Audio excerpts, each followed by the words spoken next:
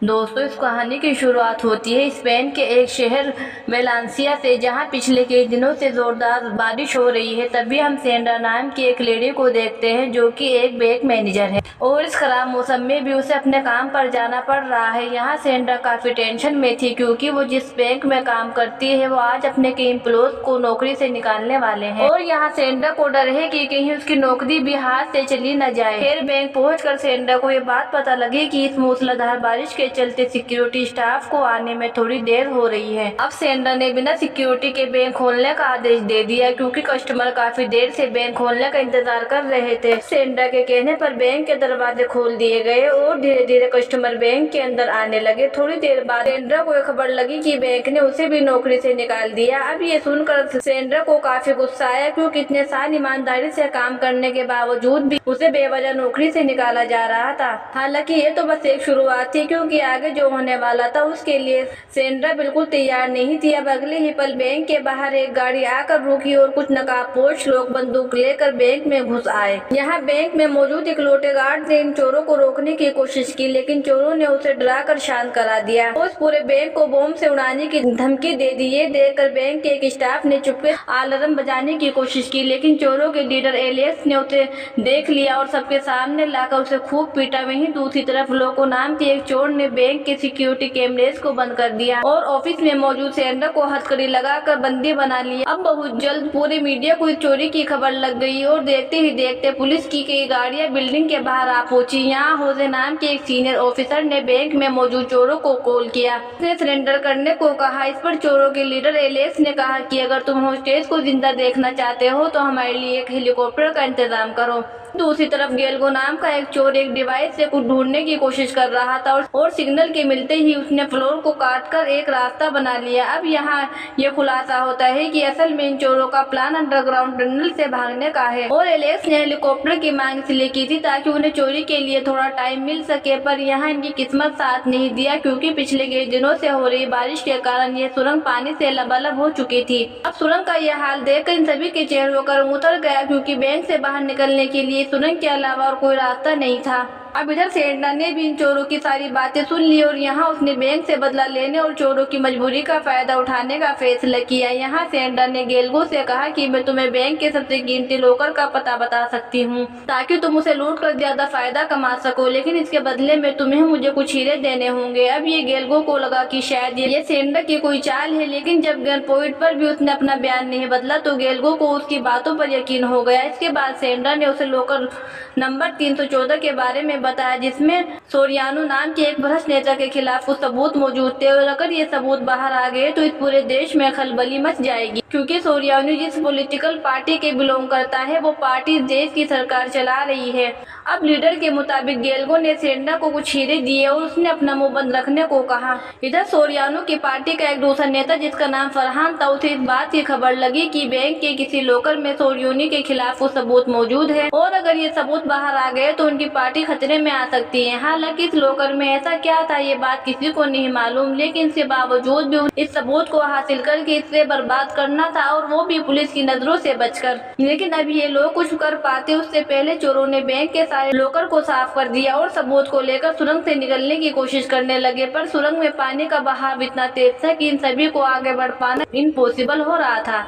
अब यहाँ इन सभी के चेहरे पीले पड़ गए क्योंकि वो सभी इस बैंक के अंदर फंस चुके थे। बाहर पुलिस इनका इंतजार कर रही थी और इनका भागने का आखिरी रास्ता भी बंद हो चुका था। अब ना चाहकर भी ये सभी दोबारा से बैंक में आ गए और यहाँ से बाहर निकलने का कोई तरकीब लगाने लगे, लेकिन इस दौरान फरहान ने पुलिस वालों को ये ऑर्डर दे दिया कि वो सभी बैंक के अंदर जाएं और होस्टेज की परवाह किए बिना अंदर मौजूद सभी चोरों को मार डालें। वहीं दूसरी तरफ सीनियर ऑफिसर होजे को ये समझ नहीं आ रहा था कि आखिर ये पुलिस वाले किसके कहने पर अंदर जा रहे हैं क्योंकि इस मिशन का लीडर तो वो है, पर अभी ये पुलिस वाले अंदर जाते हैं उससे पहले पार्टी के एक दूसरे नेता ने इस मिशन को बीच में ही रोक दिया। अब यहाँ ये खुलासा होता है कि इस नेता का नाम जिमी है और इसी ने उन चोरों को बैंक के अंदर भेजा है ताकि वो उस सबूत को लेकर बाहर आ सके और उस सबूत के दम पर ये अपनी पॉलिटिकल पार्टी को ब्लैकमेल कर सके। अब ये सुनकर पार्टी के बाकी नेता भड़क उठे क्योंकि जिम्मी उस सबूत को उनके खिलाफ इस्तेमाल करने वाला था, पर यहाँ फरहान ने सबको याद दिलाया कि फिलहाल उनका फोकस उस सबूत को बर्बाद करने पर होना चाहिए, ताकि एक दूसरे से लड़ने पर। अब चूंकि ये लोग पुलिस को इस बारे में नहीं बता सकते थे, इसलिए उन्होंने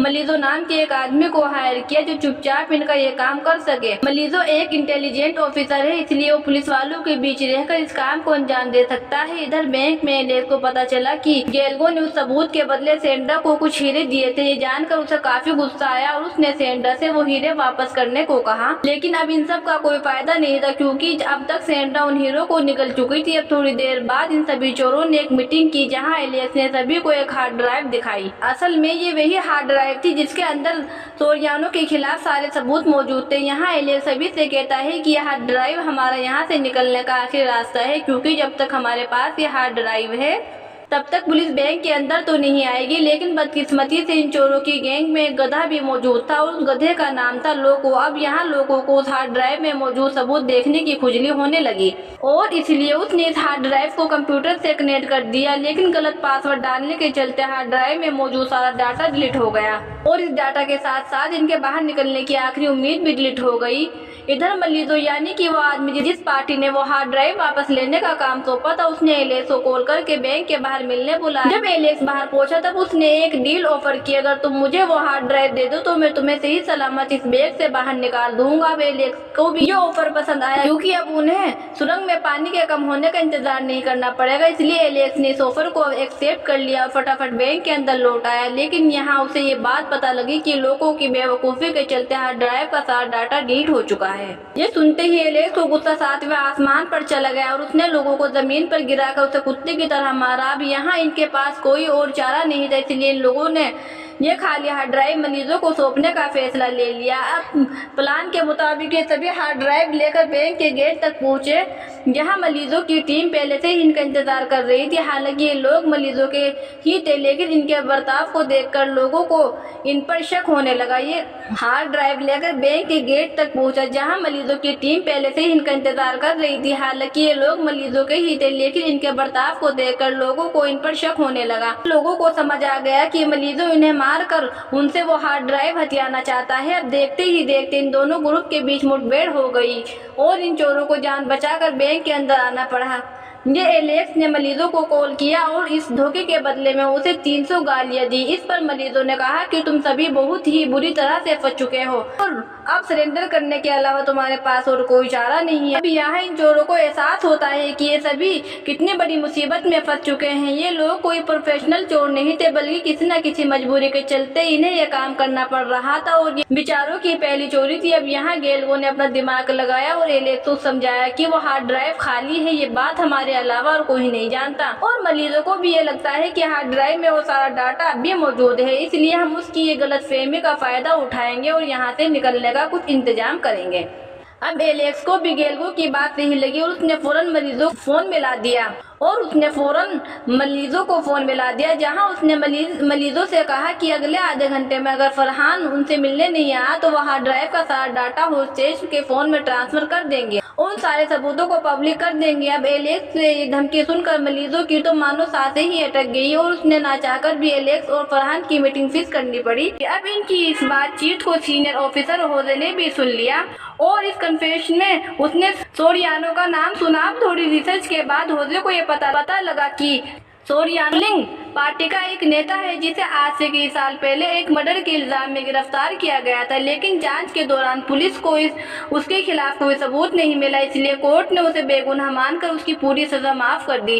अब यहाँ ये खुलासा होता है कि उस हार्ड ड्राइव के अंदर सोरियानो के नहीं बल्कि उसकी पार्टी के खिलाफ कुछ सबूत मौजूद थे और इन सबूतों को खुद सोरियानो ने इकट्ठा किया था ताकि वो अपनी पार्टी को ब्लैकमेल कर सके और अपने सर पर लगे इल्जाम को खारिज कर सके। अब जब फरहान चोरों से मिलने पहुंचा तो एलेक्स ने उससे एक बस की मांग की ताकि वो एयरपोर्ट तक पहुंचकर इस कंट्री से बाहर भाग सके। यहाँ फरहान ने इसकी सारी शर्तों को मान लिया, लेकिन बदले में उसने हार्ड ड्राइव में मौजूद वीडियोस को देखने की इच्छा जताई। लेकिन जब काफी रिक्वेस्ट के बाद भी एलेक्स वीडियो दिखाने के लिए राजी नहीं हुआ तो फरहान को उस पर शक होने लगा। लेकिन जब तक वो हार्ड ड्राइव एलेक्स के पास थी तब तक वो कोई रिस्क नहीं ले सकता था, इधर मरीजों ने इन चोरों के लिए एक बस का इंतजाम किया ताकि वो उन्हें एयरपोर्ट तक पहुंचा सके, पर असल में उसका प्लान तो कुछ और ही था। मरीजों ने बड़ी चालाकी से बस के नीचे एक बॉम्ब लगवा दिया ताकि वो धमाका करके इन चोरों को बीच रास्ते में ही मार दे और इन चोरों के साथ साथ वो हार्ड ड्राइव भी नष्ट हो जाए। हालांकि गैल्गो को मरीजों पर बिल्कुल यकीन नहीं था, क्योंकि वो पहले भी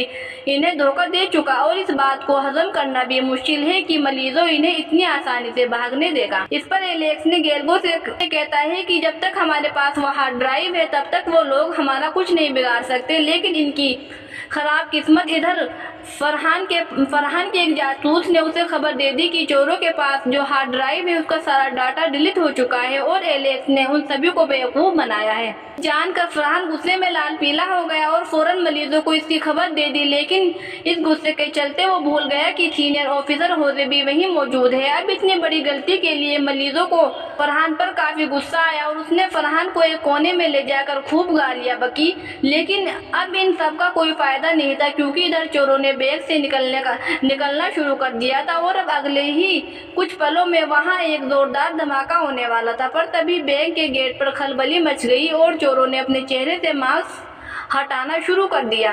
अब यहाँ ये खुलासा होता है कि ये सभी कोई चोर नहीं बल्कि वो होस्टेज हैं। इन्हें चोरों ने बंदी बनाया था। एलेक्स और उसके साथियों ने होस्टेज को अपने कपड़े पहनाकर बाहर भेज दिया और खुद लूट का सारा माल लेकर सुरंग में कूद गए। खुशकिस्मती से सुरंग में पानी का लेवल थोड़ा कम हो गया, क्योंकि पिछले 2 दिनों में मौसम में काफी सुधार आ चुका था। हालांकि सुरंग में अब भी काफी पानी मौजूद था, लेकिन इनके बावजूद भी एलेक्स और उसके साथियों ने हार नहीं मानी और जैसे तैसे करके उन्होंने सुरंग को पार कर ही लिया।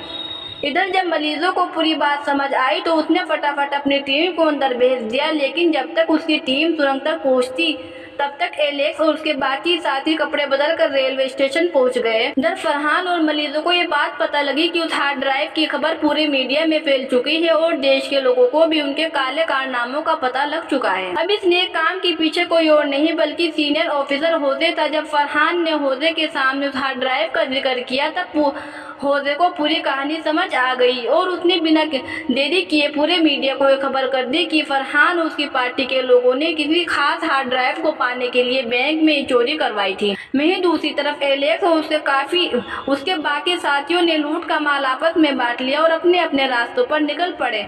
इन सभी के चेहरे पर एक बड़ी सी मुस्कान थी, क्योंकि ये जानते थे कि जब तक इनके पास वो हार्ड ड्राइव है तब तक कोई इनका बाल भी बांका नहीं कर सकता। आई होप आपको ये कहानी पसंद आई होगी। अगर वीडियो अच्छी लगे तो इसे लाइक करके